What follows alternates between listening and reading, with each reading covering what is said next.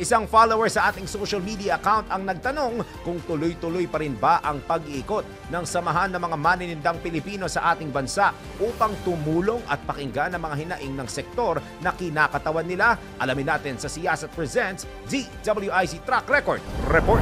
Magandang araw, IZ Track Record. Napansin ko sa isang report ninyo na nag-iikot ang samahan ng maninindang Pilipino upang makinig at magbigay ng tulong sa mga vendors. Nagpapatuloy pa rin ba ito hanggang ngayon?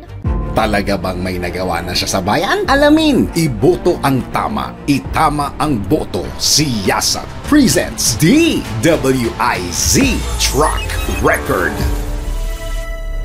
Sa patuloy na pagsisiyasat ng DWIZ News and Research Team, hindi tumitigil ang samahan ng mga maninindang Pilipino sa pag-iikot sa iba't ibang bahagi ng ating bansa. Kamakailan lang ay naglibot sila sa Barangay 128, Zone 10 sa lungsod ng Maynila. Ikinatuwa ng mga vendors na makita at magkaroon ng pagkakataong makausap ang first nominee ng samahan na si Malulipana at ang kanilang fourth nominee na si Diwata. Ikinatuwa ng mga vendor ang pag-ikot ng samahan kung saan nagbigay saya at pinakinggan din nila ang hinaing ng mga sektor na kinakatawan nila.